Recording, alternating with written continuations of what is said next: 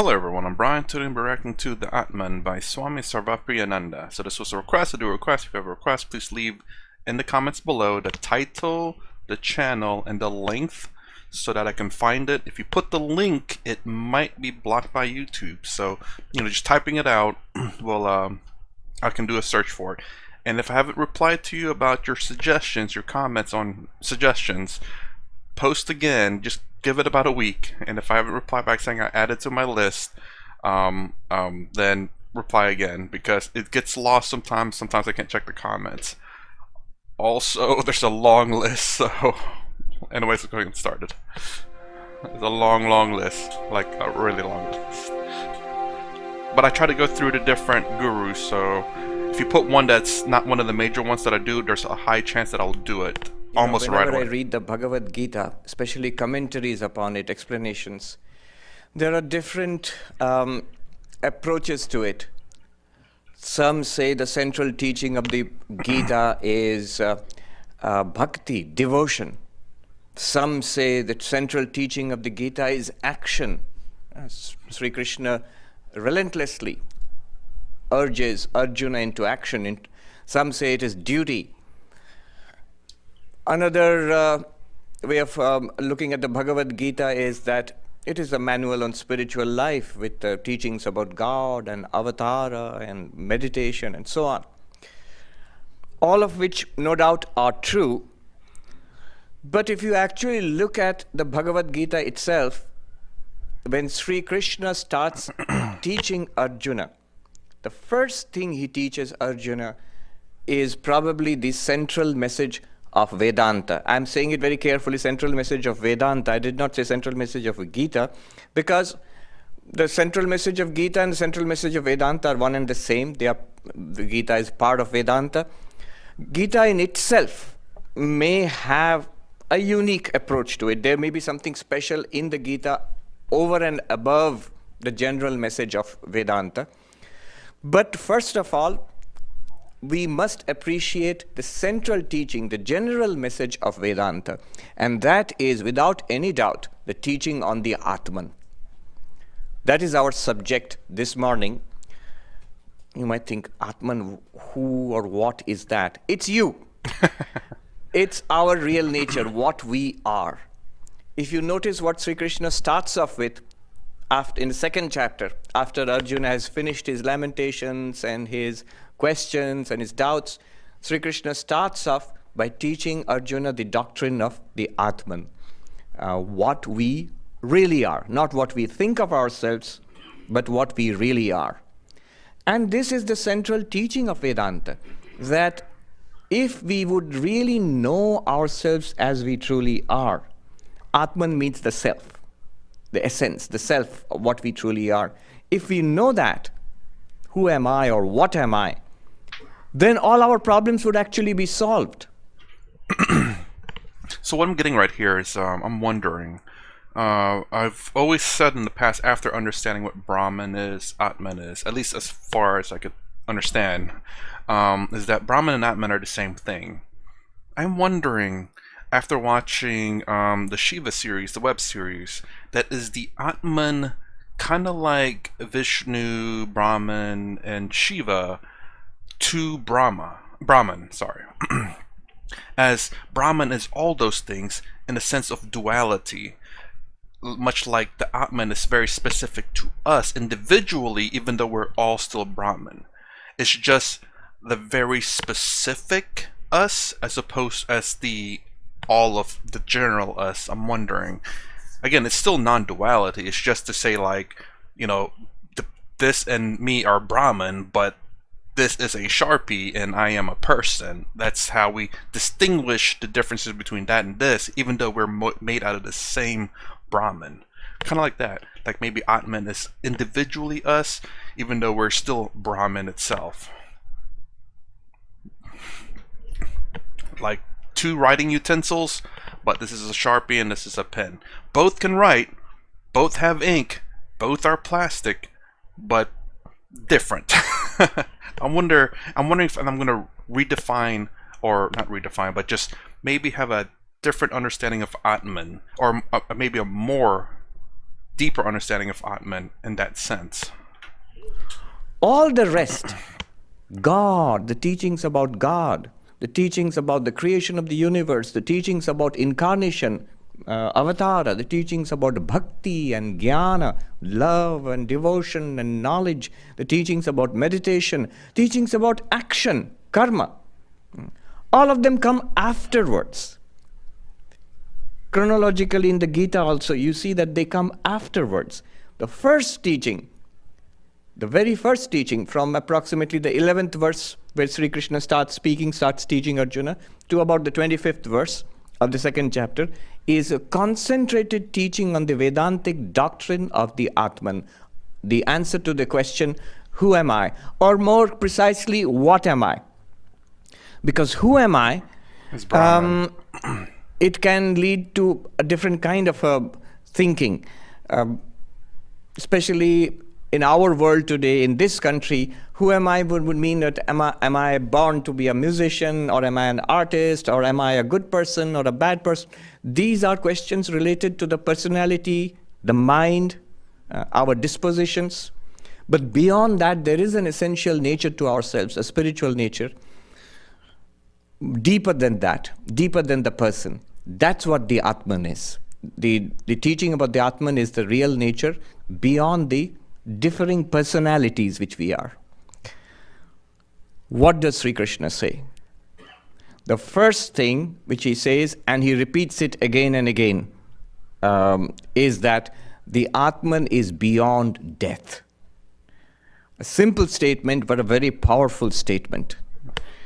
The essential teaching of any kind, not only Vedanta, any kind of spirituality, in any religion, in all the religions, is this conquest of death, transcendence of death. If death of the body is the end of us, there's nothing more left over, then there's no religion actually. That's the end of religion. There can be no point to any kind of religion if there is no existence after death. Well, and from my understanding about that, it's actually a lot of religions makes that promise. And that's what gets people into the religion, is the promise of an afterlife. Whether they can prove it or not is it's up to the individual, I suppose. Because I guess people kind of fear what happens after they die. They want to know. They want to know that that when they die, there's still more to life, and that this life is the only thing they have, and that's it. It's kind of, in some people's minds, it's very like, oh, that's terrible. It's awful. I want to make sure that when I die, I still live. It's kind of like that, and that's kind of the reason, I guess, a lot of the religions promise. Well, I don't know if a lot, but at least the religions I'm familiar with promise a lot of things in the afterlife. Eternal happiness, eternal bliss. I don't mean Eastern philosophy, mind you. I'm talking about Western religions. Bliss, eternal happiness, in a sense. 52 versions. Eternal happiness with your family. And it's kind of crazy, when you ask questions. Okay, so if you meet your family, what age are they going to be at? Are they all going to be old people up there as a retirement home? And the other end of things, for the people whose baby have died, are they babies up there forever? That's kind of the weird thing to, like, how do you get to that? And I'm guessing most of them don't answer that. Anyways, the basic is the fact that, people fear death. People want a life after death, and that's the promise of the afterlife for a lot of religions. And that's the reason why a lot of people in religions that are fanatics, extremes, can give up their life for the religion so easily. It's because they know without a doubt that there is an afterlife, and they're going to get praised and showered with gifts. So this transcendence of death, that is the first teaching about the Atman which Sri Krishna gives. Swami Vivekananda, when he came to this country more than 100 years ago, one of the verses he loved quoting, chanting the original Sanskrit and then translating for the benefit of his audiences here in the United States, was this: the immortality of the Atman. It goes like this. It's a very famous mantra from the Upanishads. Shrinvantu vishve amritasya putraha aye dhamani divyani tastu vedaham purusham mahantam aditya varnam tamasah parastat tameva viditva ati mrityumeti nanyah pantha vidyate ayanaya. Beautiful verse. What does it mean? Shrinvantu vishve amritasya putraha. Listen, ye children of immortal bliss. The very first line is striking. We think of ourselves, the first truth that we think of ourselves is that we are mortal. We are fated to die. Theists and atheists, people who are believers and non-believers, everybody dies. All those who we have known in the past, grandparents and parents, maybe they are dead. And all are passing out of this world, and so will we one day. So death is the fundamental truth. We don't like dwelling upon it. It's an unpleasant truth to dwell upon, but it's a truth nobody can deny. In fact, I mentioned this book earlier, The Denial of Death, Ernst Becker, who won a Pulitzer Prize for it. He got the prize, I think, just before he died. Okay. Morbid humor, but no, it's very touching. Actually, he was interviewed by a very well-known journalist from Science magazine or something. He was already on his deathbed, and he talked about the denial of death, how we tend to resist this idea that we are going to die. And it's a pretty morbid book.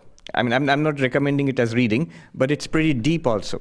It shows that most of the things which we do in life, he calls them immortality projects, including religion, children, grandchildren, founding companies, businesses, writing books, including the denial of death, and so on and so forth. All of these activities, charities, all of these activities are basically denial of death. He calls them immortality projects. So it haunts us. Even when we do not think about it directly. We don't like to think about it directly. And here is the first line of this mantra, Amritasya putraha, children of immortal bliss. It says that we are immortal. We are not mortal, though our bodies be mortal. And he says that this truth is not known to everybody. He says, Aye dhamani divyani tastu. If there are gods in higher heavens, then you listen to this truth too, which I'm teaching you because you do not know about it. What is this truth? Vedaham purusham mahantam. I have realized that infinite being. There is a reality, an infinite reality. What is it like? Aditya Varnam, blazing forth with the light like the sun. Not a material light like this light or the light like the sun also. A light, the light of awareness, of consciousness. Aditya Varnam. Tamasah parastat. Forever beyond darkness. Forever beyond the darkness of death, of disease, of limitation, beyond all darkness, beyond the darkness of human limitation and suffering. Tamasah parastat. I was reading this book, A Mathematician's Apology, Hardy, G.H. Hardy. A friend of mine who's a monk and a mathematician had recommended it strongly. You know, Hardy is the one who collaborated with Ramanujam. Yeah. So, in his book, he starts off that one of the great motivations for doing mathematics is, he quotes from a beautiful poem, that now on this level sand between land and between sea and land, what shall I build against the falling of the night? What shall I make against the falling of the night is death, it's coming. So what shall I build? And it's a very evocative thing. Whatever you're building on sand also is built on sand. It'll go away one day. Tamasah parastat. He says, against the falling of the light, there is something against the falling of the night, he says there is something beyond darkness. This thing which he has realized, he says, is beyond darkness, is beyond the falling of the night. There's this famous poem, "Do not go gentle into the," Dylan Thomas, "into the night, rage, rage against the dying of the light." I've forgotten the exact poem. It's worth understanding what he's trying to say and what is the response of Vedanta to that. We'll see. In fact, Krishna's teaching about the Atman here is a direct response to that. Tamasah parastat, beyond darkness, there is a reality. And what happens if you realize this reality, if you find this reality? Tameva viditva ati mrityumeti. By realizing that, one transcends death. Any other way? Can we have genetic engineering or something like that to transcend death? Nanyaf pantha vidyate ayanaya. There is no other way. There is no other way. Every way, science or medicine or entertainment, it solves our problems for a while. And one type of problem. But they are replaced by other problems. Or the same problems come back with redoubled force a little later. So, there is something which you realize which is beyond death, and if you realize that, you go beyond death. One might, if you think closely and read between the lines, if there is such a thing, and I realize it, I find it, I see it, I experience it, that is beyond death. If that is beyond death, by experiencing it, how do I go beyond death? Do you see the question? There is something.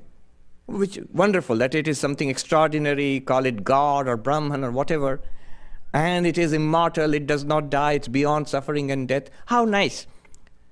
But how does that help me? It says that by realizing that you go beyond death, it can only mean one thing. Do you know what it is? That realizing that means realizing that is I. Aham Brahmasmi. That immortal reality is my reality. Since it is my reality, then I go beyond death. Did you catch that? That immortal reality, beyond death, is in some sense, I must be that. Otherwise, how do I go beyond death by realizing that reality? If I am just the body, there is some ultimate reality which is not subject to death. Fine, it's not subject to death, but I'm going to die. No, in some sense, I must be that ultimate reality. That is what we must realize. I remember meeting many, many years ago when I was a novice, the ashram where I joined, there was a very devoted elderly gentleman. He has passed away now, so I can just, I can tell his name, Badal Babu. And he used to visit a very great monk, Swami Premeshananda, who was a disciple of Holy Mother. And Swami Premeshananda's letters are now available, letters of Swami Premeshananda. Many of the Bengali songs which we sing in our main monastery, they were written by Swami Premeshananda. He was, even in his lifetime, acknowledged as an enlightened person, Jivan Mukta. Now this Badal Babu, in his younger days, he used to visit Swami Premeshananda regularly. And he was a very religious young man, spiritually inclined. He would visit monks and yogis and spiritual masters, and he would carry those stories back to Swami Premeshananda. And he would say, you know, Swami, I met this other Swami or this other yogi, and he has done such meditation, or he has realized that, or had that vision, this realization, and so on. Wonderful, inspiring stories. One day, Swami Premeshananda said, with a great deal of pathos, feeling, to Badal Babu, who was narrating one more such story of spiritual realization by somebody. He said, my dear boy, if the whole world were to turn into Ramakrishna, everybody is Sri Ramakrishna, an incarnation of God, ultimately what good is it to you or me? Whole world, they all become spiritual giants, but we remain the same.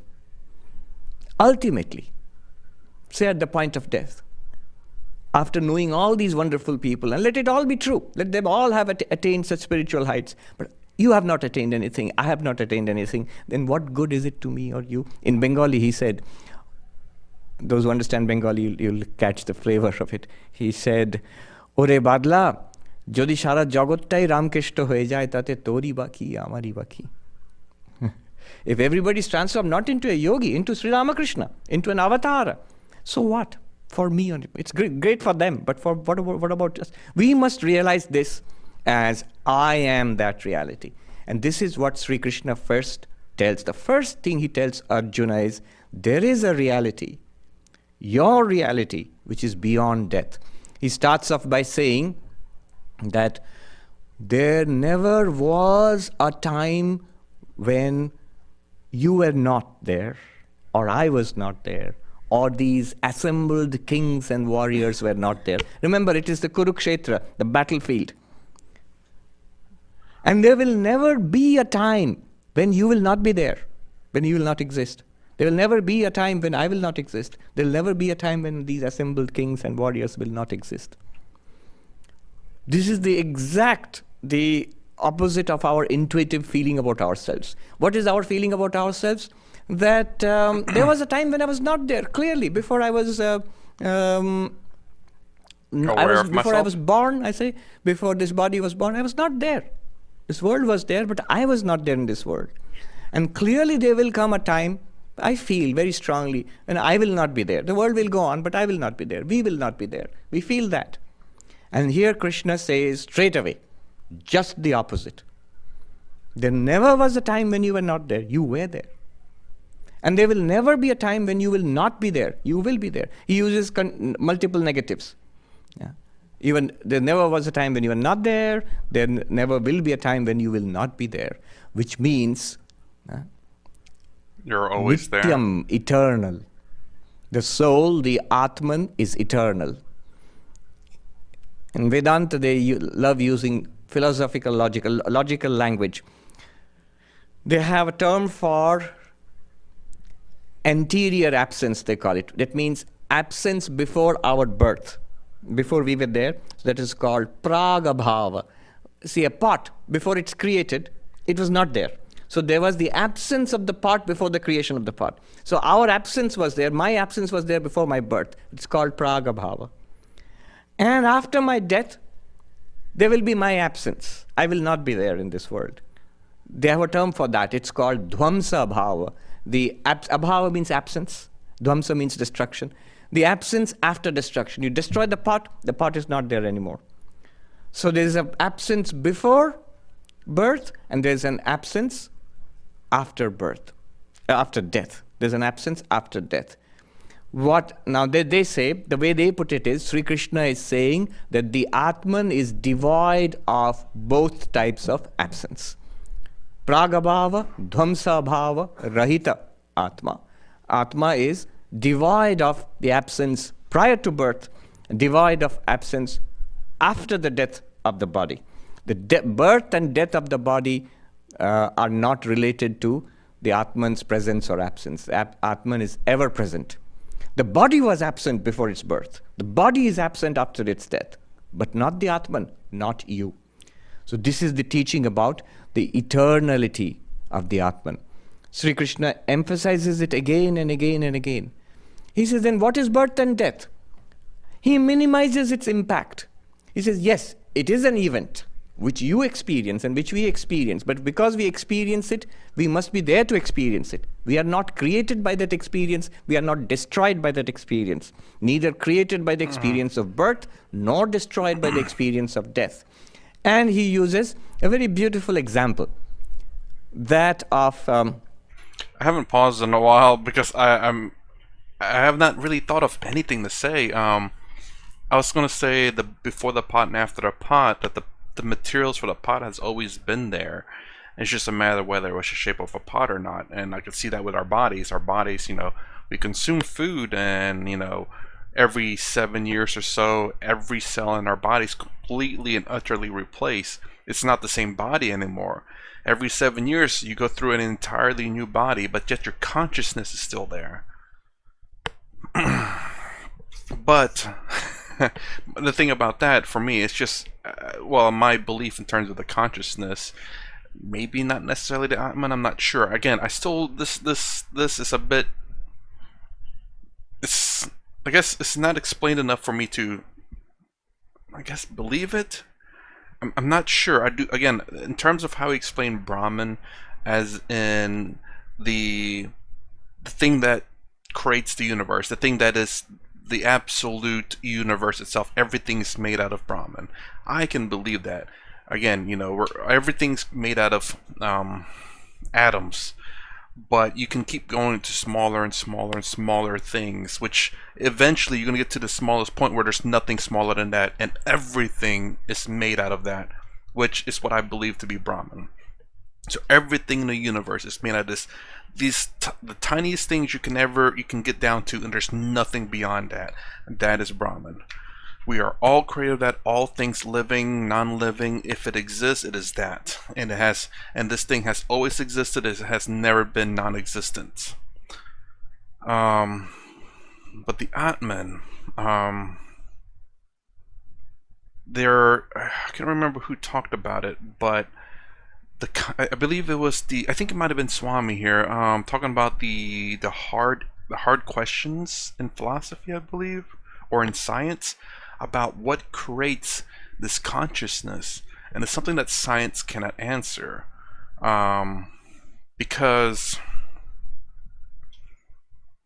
I still, that's a very interesting question. I'm not exactly sure how you phrase it. It's been a little bit, but for some odd reason, I guess because science probably doesn't have a very clear saying, yep, this is it, this is consciousness. They probably do not have that as the answer yet. So they say that we don't know yet, just because they can't exactly pinpoint to it. And maybe they never will. I don't know.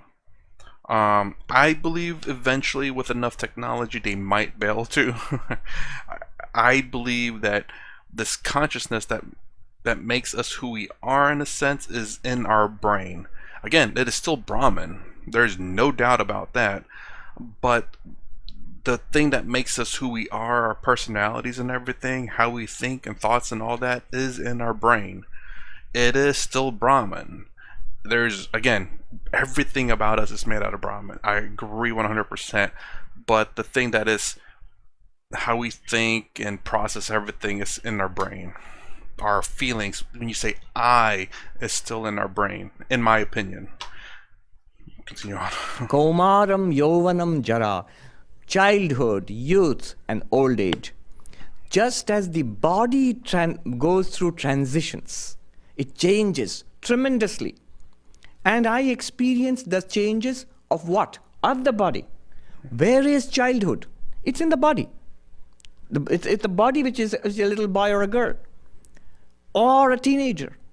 It changes so much. And then it changes into youth. You come into youth and full bloom of youth and health and the peak of our powers. That is change of the body. And you experience it. And the body then matures and begins to decline. And we experience it. And you say, oh boy, do we experience it. Aches here, aches there. And somebody's, there's a story, old Indian story, where they say Yamadut, the messengers of death, have arrived to take a person who's dying. Time to go. Your time is up. And this person says, you never gave me any warning. I've got so much to do. I mean, I said, we did give you a warning. Where? Didn't you see the hair thinning out and growing gray? Didn't you see the teeth falling out?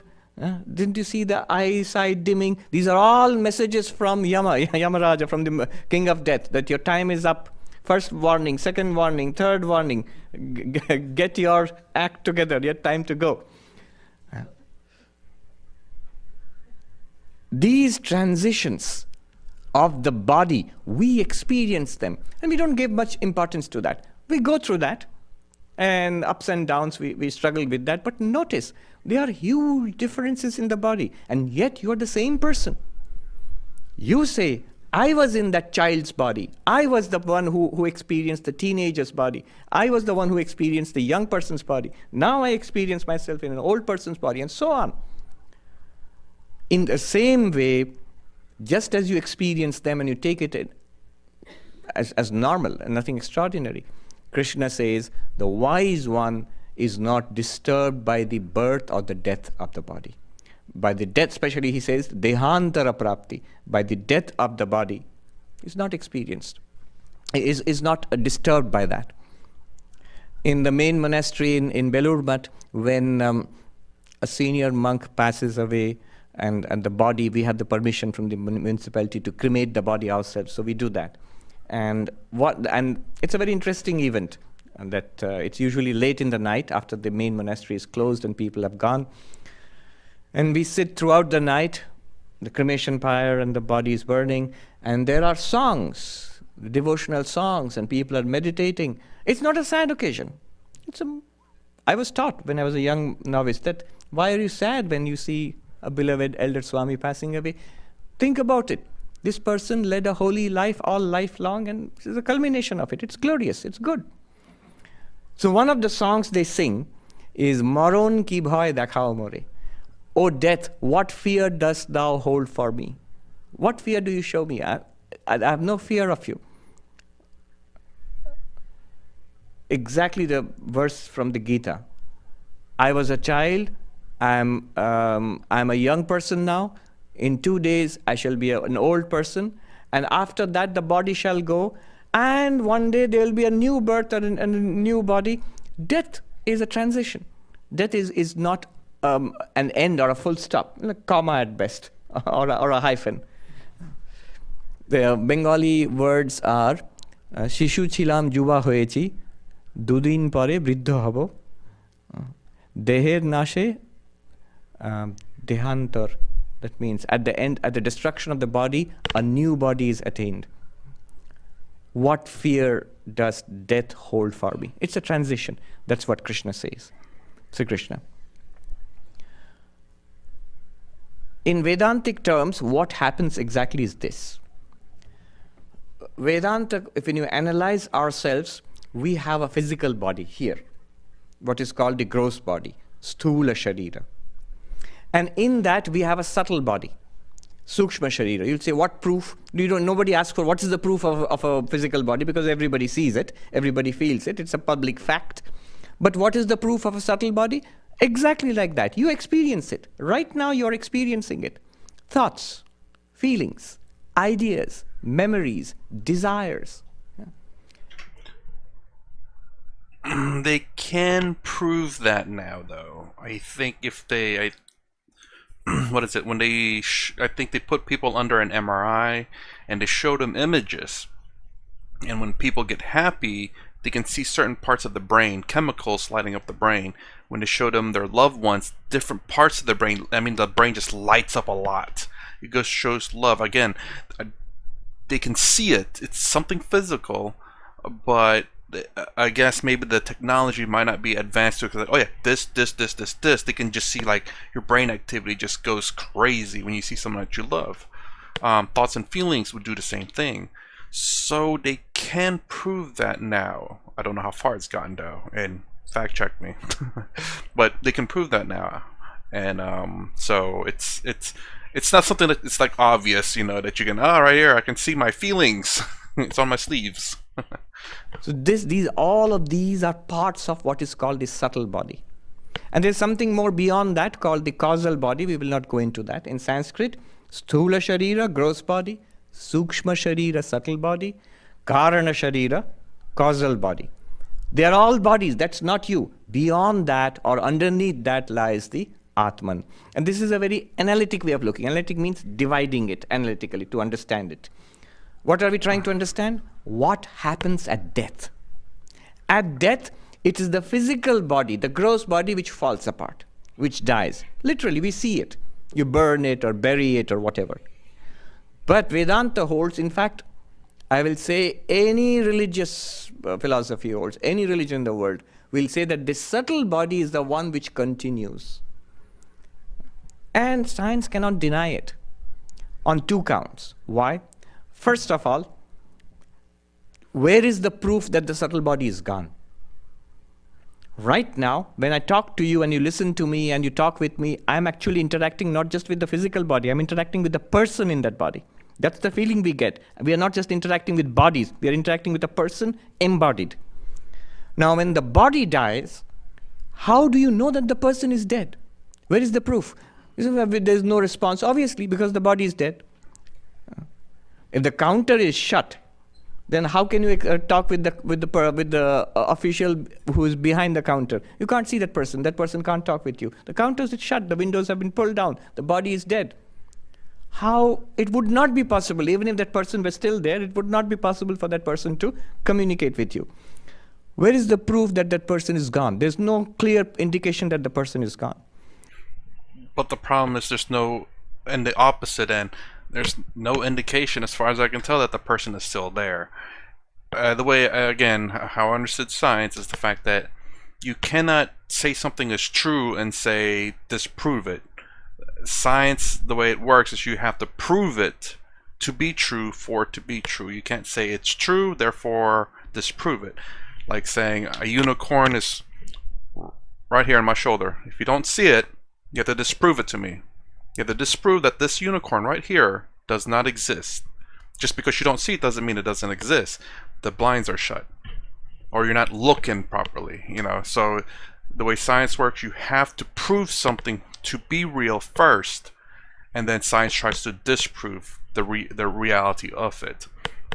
You can't just say something is real and then disprove it. A lot of Western religion does that. God exists, but there's no proof that he doesn't exist. That's not the way to use science. Science says, if science says this is real, you have to provide proof that it's real, and then it has to survive the testing and stuff. So I got to get Swami on this one a little bit.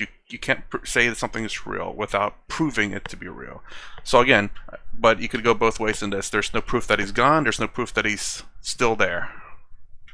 The second reason why science cannot object to this is science has not yet given us the link between the subtle body and the physical body. The reason why doctors or why scientists would say that there is nothing left over after death is because there is a belief, I will say. There is a belief, a dogma, a scientific dogma, that somehow this mind, what we call the mind and personality, they're somehow generated by the physical body. So if the physical body, the brain and the nervous system fall apart, there's no more person. So that's called materialist reductionism, and that doesn't work. Now, I do believe, I think he said this actually, that it's called, again, the hard questions of science, I think, where science doesn't know how the conscious mind, how it come to existence. And that is not too hard to believe. It's kind of weird how this physical body all of a sudden create this conscious mind. In my mind, it was easy, but after he talks about it, I'm questioning it, but I'm not sure. It's kind of like there's no hard proof to it, and we can only make it kind of like gravity. It's a theory. It's not fact. We know it. You drop something, it falls, but we don't know how it works. It exists, but don't know how it's created. So I think that's roughly the same thing with mind. We are conscious of things, but how is that consciousness created? They think the mind maybe, the experiences maybe, but there's no hard proof for it, so yeah. Nobody has yet shown the causal link. The two are related. The subtle body and the physical body are related. So does Vedanta also says that. You don't need science to know that. Your thoughts and the body are related. If you're feeling the body is sick, you feel unwell. If you take a cup of coffee in the body, your mind also feels alert. So they are related. But that one produces the other, there is no causal link. This is at the risk of repeating myself ad nauseum. It's a hard problem of consciousness. So, there you go, hard problem. The mind is not produced by the body. The subtle body is not produced by the gross body. After death, the physical body falls apart. The sukshma sharira, the subtle body, and the causal body, they are the ones who, what we call, transmigrate. That means go from one body to another. That, by the way, is not good news. According to Hinduism, Buddhism, Jainism, Sikhism, all the Indian religions, that's actually the bad news. Oh. Because you tend to repeat this cycle again and again and again. That's the whole problem, that we are trapped in a limited existence, continuously subject to suffering. The good news is that we don't end with the physical body, but the bad news is we repeat the whole cycle over again. That's the belief system. So this is the idea. In fact, sometimes people ask me, just yesterday, I think, in the University of Michigan, we had a symposium yesterday. And after the talk, a young man asked me, Swami, you said that the Atman is pure consciousness without any attributes, without any characteristics. I am pure consciousness without any characteristics. And the body has characteristics. Body has qualities and differences. At death, the body dies. Atman still exists, and we are reborn. But then you also say that we inherit characteristics from the past birth. Yeah, good. Wow, good one. Actually. A very good person tends to be a good person. So the qualities from past lives are transmitted across. Now, do you see the problem there? If the body, which has different characteristics, is dead, and the Atman has no characteristics. So the characteristics of the past birth, how are they transmitted in the new birth? What I did not think about that one. Good question, sir. What comes to the new birth? It's the subtle body. The characteristics, the qualities which differentiate one person from another, they are in the subtle body, in the mind. And if you actually check, that's so. We experience those things as in the mind, the tendencies, dispositions in the mind. Those are transmitted from birth to birth. Okay, before we move on, I don't know if it's going to continue or not. Actually, that was and first time I've ever heard of that was with the English guy. I'm sorry, I can't remember his name. I remember the image being the buckets with the sun rays touching it. So if you see that image if you don't watch that one, that's the first time I ever heard that. So it's still a really good question, and I still don't quite understand how that works, how the subtle body transfers from one body to the other. I believe he is a Buddhist, though, and this is something that they follow, is that there's no such thing as Atman, but I think it's called samsara, that's a continuing force that goes from body to body to body and just never stops. It's never ending. But the other thing I thought of is the fact that what he's talking about, how this never-ending cycle. So not everyone in this life has a past. You could literally be a new Atman, I guess, or the subtle body. Should I say actually that one? New subtle body. That you have no past. The reason why being because, again, the population of Earth has increased significantly within the past 100 years. So there's not enough subtle bodies from the past to transfer to the new bodies. Now, let me let me know if I'm right on that. As in, you literally today would have a new, completely brand spanking new subtle body with no past, because again, 20 years, 60 years ago, there was 1 billion people, and then now there's 7 or 8 billion people. So there's some of those people have had to have at least escaped from this repetitive cycle. And even if we were to say that nobody in the past has escaped the cycle, there's 6 billion more people now than there was like 100 years ago. So there's got to be 6 billion more subtle bodies out there with no past. Am I right or am I wrong? Let me know. But I'm thinking that has to be right, because unless the subtle body is able to split into two different subtle bodies, into two different gross bodies, then that's a whole new can of worms right there. I don't know how would you explain that one. So am I right or not? Let me know. And that's, again, another question I'd like to ask him. Because, there's more people today. I'm assuming people have completely and utterly new subtle bodies with no past at all. I guess we'll continue on. Yes, we will. Going forward. So this is the first thing which Sri Krishna points out, the most important thing. You are the real you. The Atman is not subject to death. By the way, if you have a brand spanking new subtle body, and if that is true, make good use of it. It's not used brand new, unique to you. No past, no baggage, brand spanking new, make the best of it. He puts it in another way, a little later on. It is not subject to destruction.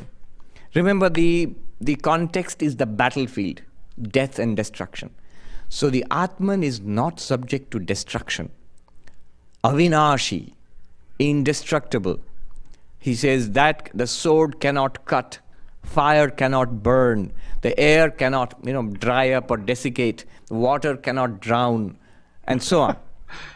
Water can't That drown. means the 5 elements. Sword is made of earth. The weapons cannot cut it. So the Atman cannot be destroyed by material nature. It is indestructible. What happens at death? Sri Krishna gives another beautiful example, which has become very famous. Just vasamsi jirnani yatha vihaya. As we give up an old suit of clothes, we throw it away, and then we put on a new suit of clothes. Just like that, a worn out body is discarded and a new body. By body, now you must be more careful. What body do we mean? Not all bodies are discarded, only the most outward, the physical body, the gross body. Sthula sharira, gross body, physical body. That dies, it's discarded.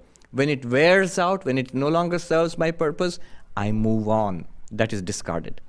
But the other body is still remaining. The subtle body still remains. The causal body, Sukshma Sharira, Karana Sharira still remains. The Atman is still limited by these bodies. And as we go on to other bodies.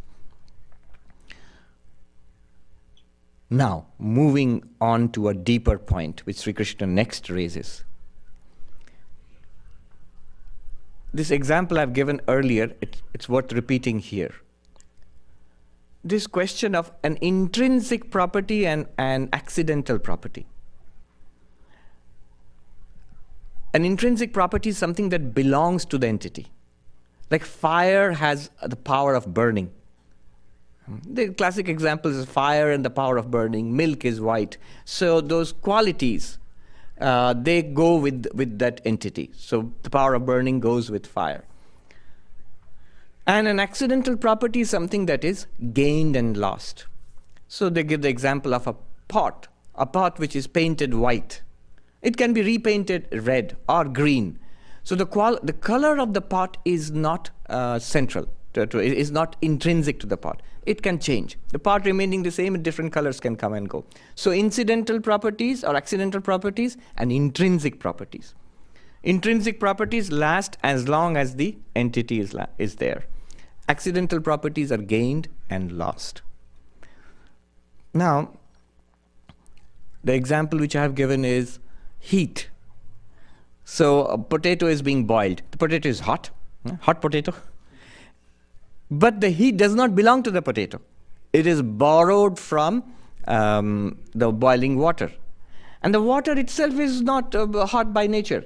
It borrows its heat from the hot pan underneath. And the pan is also not hot by nature, intrinsically so. It is borrowing heat from the fire under it. And the fire is intrinsically hot. Yes, it is. It is intrinsically hot. It is hot in itself. As long as the fire lasts, it's hot.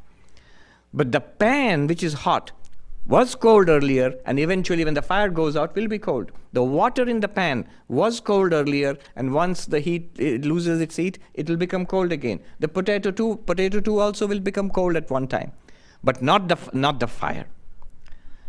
Note then, the heat which was borrowed is lost. It's gained and lost. But the heat which is intrinsic is neither gained nor lost.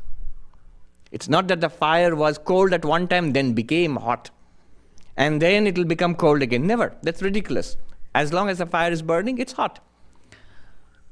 What do I intend to prove by this? Intrinsic properties are not lost, are not gained or lost. They are always there. And extrinsic property or accidental properties are gained and lost. If a property is gained or lost, then we know that it is accidental or incidental. If a property is not lost, then we know that it is permanent, intrinsic. It belongs to that entity intrinsically. So he's talking about just the pure elements themselves, or is he talking about just anything in general? For example, ice. Ice is cold intrinsically, but ice is also water, which has different temperatures. Steam is still technically water. Liquid, not hot. Steam is hot and water. Water, regular liquid, is room temperature and water, and ice is water that's frozen. It's still all water. Maybe, I'm not sure. I'm wondering. Again, another question for Swami here. I'm just curious to better understand, what does he mean by things have an intrinsic value? Is it, he's talking about heat, so I was just all of a sudden trying to think about something that may be a good question to ask, to maybe define intrinsic value a bit more. And ice was the thing I came up with. But then again, maybe it's not ice, maybe it's water.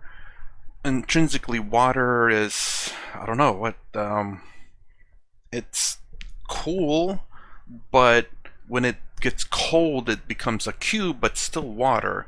So temperature varies there. Steam is technically water, but it's hot. Water is room temperature, it's a liquid. I don't know, maybe I'm not thinking about that correctly. So, but again, a question that I would ask him, just to, again, help me understand, what does he mean by that? Now, let me ask you this question. Uh-oh. If you treat existence like that, philosophically speaking, I don't know how many of us here are trained philosophically, immediately there would be an objection, because existence is not a property. But anyhow, supposing you were to look at the question of existence.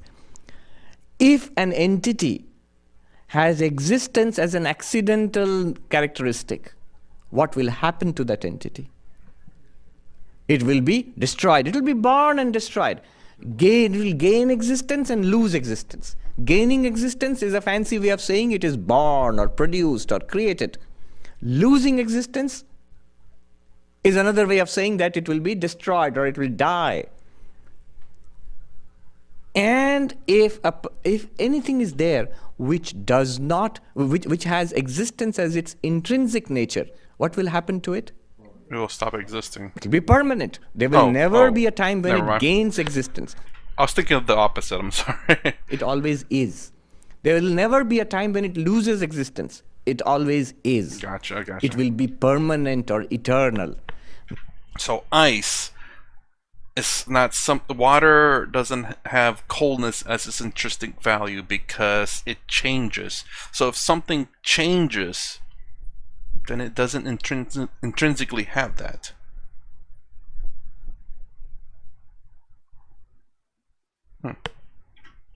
Now notice that what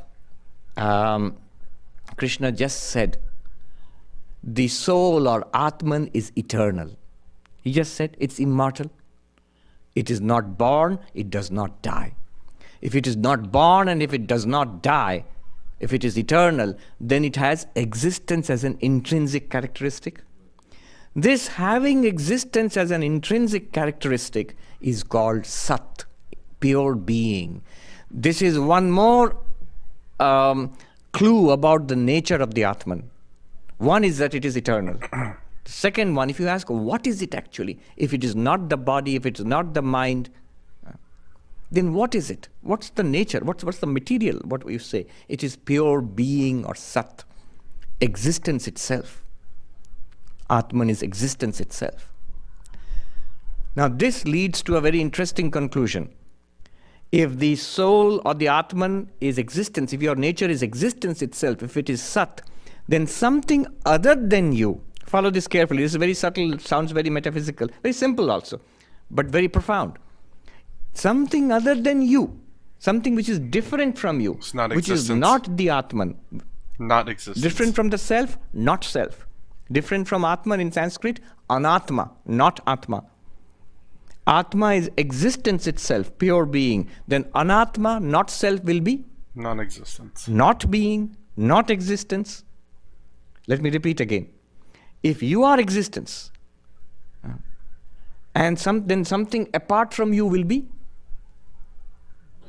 non-existence. Correct. It will.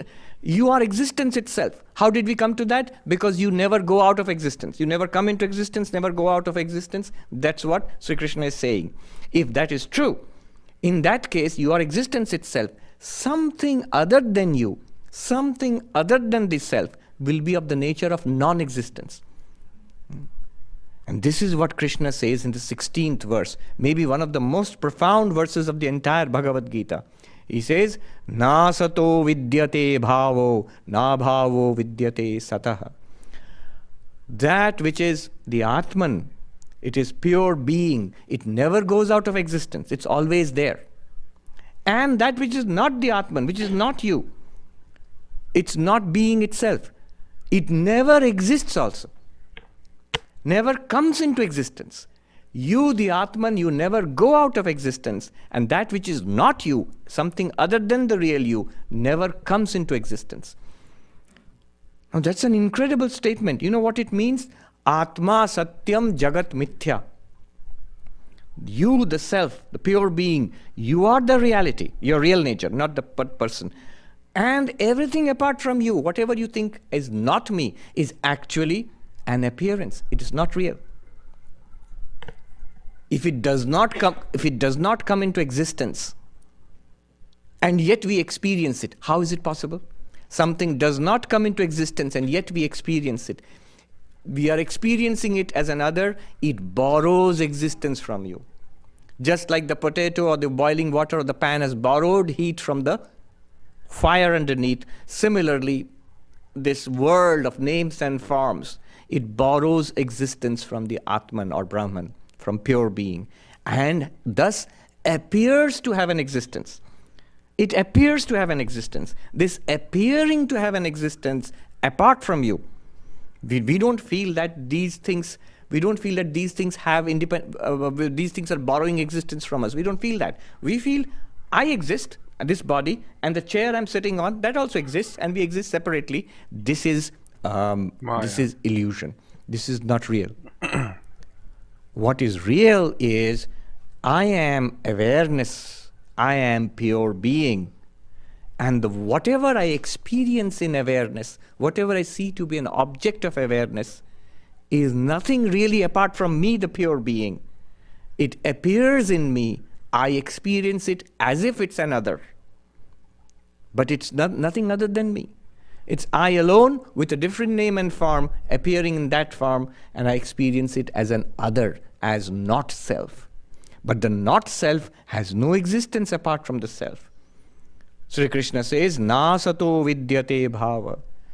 The not self appearances have no intrinsic existence of themselves. And you, the self, you have intrinsic existence. And these two, drishtaha, antaha, those who realize these two very clearly, the nature of the self, I am Brahman, the reality. And the nature of the not self, this is an appearance. It's nothing apart from my own internal nature, my real nature. They have realized the truth. Tattvadarshi.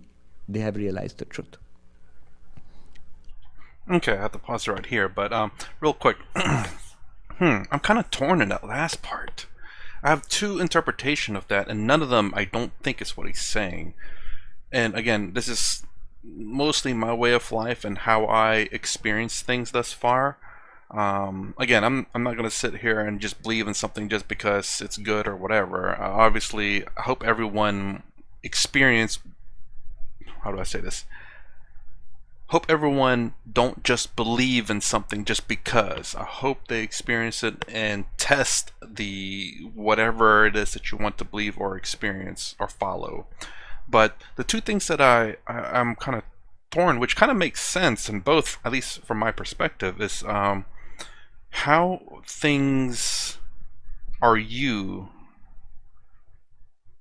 And I've said this before a long time ago when I first started this, I do believe, and that is everything that we're experiencing in the world is experienced in our mind, in a sense, in our consciousness, I suppose, too. Maybe. I haven't really. I've thought about this a little bit, but I don't know how to explain it super well. But pen. I'm looking at the pen, but I'm not experiencing the pen right here. My eyes are seeing the pen. The eyes are translating that signal into my brain. And then my consciousness in my brain is seeing it from that perspective. I'm seeing the pen in here, in my mind, not here. The sensation of this pen is being sent from my fingers up to my hand into my brain. And in my brain is where I'm experiencing this pen, not here. Here. My finger's saying it's here, but my brain is experiencing it up here. So everything that you're experiencing is happening within you up here. That's one way I interpret that, which is very fascinating and very interesting. Whenever I think when I first watched his, this has been a while. It's been a lot of things too. And the next thing is the second interpretation is because Brahman is all of existence. If it exists, it is Brahman. That's plain and simple. Non-stop. If it's not Brahman, it does not exist. And because we are Brahman, that pen in me is Brahman. So there's a false separation in the fact that I am created differently from the pen. That the pen is something different than me, but it is created out of Brahman, and I also am created out of Brahman. And again, to go back to the simpler form, that if it exists, it is Brahman. And you are Brahman, this pen is Brahman, this Sharpie is Brahman, and existence is Brahman. So therefore there is no separation between you and anything else out here. And that is the illusion, or what I like to call, I like to define Maya as a misunderstanding. I guess I don't know why. It just makes more sense to me, and it still works. I do believe. The reason why I say misunderstanding as opposed to an illusion is because I believe maybe it's because an illusion is like an intent, like someone out there is trying to fool you, as opposed to if you're looking at something and then you misunderstand it. So an illusion has always been like a magician trying to show you stuff, and then you're like, oh, look, it disappeared. In reality, it's just moved somewhere else. Whereas opposed to where you're looking at something, it's like, that is that. It's like, no, you misunderstand what that is. Where you're fooling yourself in a sense. That's a misunderstanding in my opinion. So again, let me know anything. If I'm wrong about anything, let me know. The doubt will blew your mind, but anyways, actually, and one more thing actually. So it's lasting a lot longer. So one more thing, or two, one more thing, about the subtle body. Again, there's 100 years, 200 years ago, there's only like 1 billion people, 2 billion, 3 billion people, or whatever that may be. And then now there's almost 8 billion people in the world. And you potentially have a brand spanking new subtle body with no baggage, no past experience. You have not lived through suffering. Maybe. And there's no way to know unless you can recollect a past or something. But irrelevant of whether you have a past or not, do not use that to hinder your ability to be better. And this goes off to what Sadhguru was talking about inner engineering to a degree, at least as far as I can understand it, which is the reason why we are suffering in this world is because we don't know how this body works. So I like to hope that people who believe they have their previous subtle bodies that are affecting them today, to understand that, be responsible for yourself, understand your body, like Sadhguru was talking about, to end the suffering. So again, you don't know what if you don't recollect the past, and you don't know if you have a brand new one or an old subtle body. Think of it as a brand new one. Live your life out to the best of your abilities, and just do that. I guess that's the best we can ask for anyone, really, to live the best of their lives. Anyways, that's part one. What a weird way to end that. If you like my content, please consider subscribing. Thumbs up, thumbs down below. Thanks for watching. I'll see you in the next vid.